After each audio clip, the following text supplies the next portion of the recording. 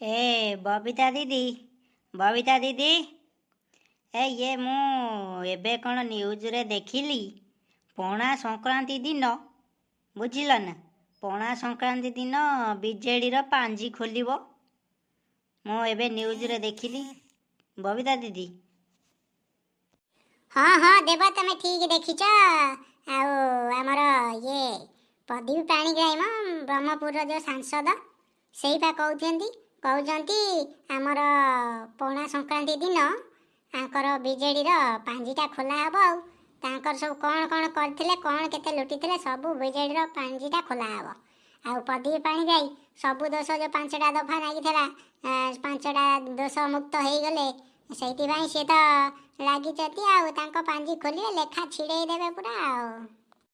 ହଁ, ପ୍ରଦୀପ ପାଣିଗ୍ରାହୀ ତ ତାଙ୍କ ନାଁରେ ବହୁତ କେସ୍ ଥିଲା। ସେ ତାଙ୍କ ନାଁରେ ଆଜି କେସ୍ ଚାଲିଥିଲା। ଏଇ କାଲି କ'ଣ 2ଟା କେସ୍ରୁ ମୁକ୍ତ ହେଇଯାଇଛନ୍ତି, ଆଜି 3ଟା କେସ୍ରୁ ପୁରା ମୁକ୍ତ। ତା ବାଣ ଫାଣ ଫୁଟେଇକିରି ପିଲା ତାଙ୍କ ସେଇ ଯେଉଁ ଗ୍ରୁପ୍ର ଯେଉଁ ରୋଳା କରୁଛନ୍ତି, ଦେଖୁଥିଲି ନ୍ୟୁଜ୍ରେ ଦେଖୁଥିଲି। ଆଉ ବହୁତ ଭଲ କଥା, ପ୍ରଦୀପ ପାଣିଗ୍ରାହୀ ନିର୍ଦ୍ଦୋଷ ସାବ୍ୟସ୍ତ ହେଇଗଲେ ବହୁତ ବଢ଼ିଆ କଥା। ଆଉ କ'ଣ, ଏବେ ତ ଖୁସି ଖେଳିବ ଆଉ ଲେଖା ଛିଡ଼ିଲା ଜାଣ ଆଉ। ହଁ ସତ କଥା ବା। ଏ ପ୍ରଦୀପ ପାଣିଗ୍ରାହୀ ତ ଦୋଷ ମୁକ୍ତ ହୋଇଲେ, ବିଜେଡ଼ିର ସବୁ ଗୁମର ଧୀରେ ଧୀରେ ଖୋଲିଲେ। ବିଜେଡ଼ିର ପାଞ୍ଜି ଖୋଲିବ ପଣା ସଂକ୍ରାନ୍ତି ଦିନ, କେତେ ଲୁଟିଥିଲେ ରାଜ୍ୟକୁ ଏବେ ଜାଣିବୁ ଧନ।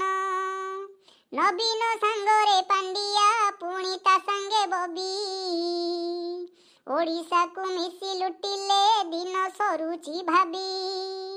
ପାଣ୍ଡିଆ କଥାରେ ଉଠୁ ବସ ନବୀନ ହେଲେ, ସେଇଥିପାଇଁ ତ ଗାଦିରୁ ଆଜି ସେ ହଟିଗଲେ।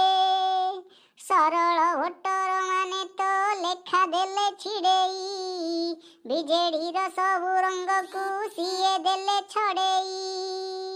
24 ବରଷ ଧରିକି ସିଏ ଯେ ଲୁଟୁଥିଲେ, ଧର୍ମ ସହିଲା ନାହିଁ ଚାରି ପାଞ୍ଜିରୁ ଗଲେ।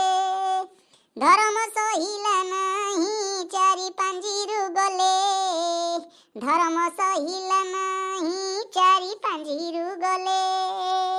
ବିଜେଡ଼ି ପୁରା ଚାରି ପାଞ୍ଜିରୁ ଚାଲିଗଲା ରେ। ଇଏ ସବୁ ଯେତେ ସବୁ କେଳାଙ୍କାରୀ କାରନାମା କରିଥିଲେ, ଏ ପ୍ରଦୀପ ପାଣିଗ୍ରାହୀ ତ କହିଲେଣି ପଣା ସଂକ୍ରାନ୍ତି ଦିନ ତାଙ୍କର ସବୁ ଗୁମର ଖୋଲିବେ, ଆଉ ତାଙ୍କ ପାଞ୍ଜିଟାକୁ ଖୋଲିବେ ଆଉ। ଇଲୋ ଦିଦି, ତମେ ପୁରା ଘାଣ୍ଟି ଦଉଛ ଆଉ। କ'ଣ ଲେଖିଛ ପଦେ, ପୁରା ଛୁଞ୍ଚି ଭଳିଆ ଫୁଟି ଯାଉଥିବ ତାଙ୍କ ଛାତିରେ। ତାଙ୍କ ହାର୍ଟ ପୁରା କ'ଣ ହେଉଥିବ, ଖାଲି ଫୁଟିକି ରକ୍ତ ବାହାରିବଣି ପୁଳାଏ ଲେଖା। ଇଏ ତମ ଯେଉଁ ଲେଖା ଶୁଣିଲେ ଗଲା ଆଉ ତାଙ୍କ ହାର୍ଟ ପୁରା ଛିଣ୍ଡି ପଡ଼ିବ। ହଁ ମୁଁ ଏମିତି ପଦେ ପଦେ ଲେଖିଦିଏ ଆଉ। ସେ ଏମିତି କଥା, ସତ କଥା ଯୋଉଟା ନ୍ୟୁଜ୍ରେ ଦେଖେ ତାକୁ ଲେଖିଦିଏ, ଏମିତି ବୋଲିଦିଏ ଆଉ କ'ଣ। ହଁ ଦିଦି, ଚାଲୁ ସଂସ୍ଥା ଚାଲୁ ଏମିତି। ଏଇ ପଦେ ପଦେ ଆମର ସରକାରଙ୍କ କାନରେ ପଡ଼ିବା ଦରକାର, ପୂର୍ବତନ ସରକାର କାନରେ, ଆଉ ଏବେକା ସରକାରଙ୍କ କାନରେ ପଡ଼ିବା ଦରକାର। ଆଉ ପ୍ରଦୀପ ପାଣିଗ୍ରାହୀ ଯେଉଁ କଥା କହିଛନ୍ତି, ଆଉ ଲେଖା ତ ଛିଡ଼େଇ ଦେଇଛନ୍ତି, ଆଉ ଯାହା ବାକି ଲେଖା ରହିଲା ପୁରା ଛିଡ଼େଇ ଦେବା ଦରକାର। ପଣା ସଂକ୍ରାନ୍ତି ଦିନ ଆମର ବିଜେଡ଼ିର ପାଞ୍ଜି ଖୋଲିବା ଦରକାର, ବହୁତ ଭଲ ହେବ। ଆଉ ଜନତା ସବୁ ଜାଣିବା ଦରକାର କେତେ କେଳାଙ୍କାରୀ ଚାଲିଥିଲା, ଆଉ ଏବେ କ'ଣ କେଳାଙ୍କାରୀ ବି ଚାଲୁଛି, ସବୁ ଜନତା ଜାଣିବା ଦରକାର। ସବୁ ଟିକନିକ୍ ଖବର ଜନତାଙ୍କ ପାଖରେ ରହିବା ଦରକାର। ଦିଦି ବହୁତ ଧନ୍ୟବାଦ ଦିଦି, ବହୁତ ଧନ୍ୟବାଦ।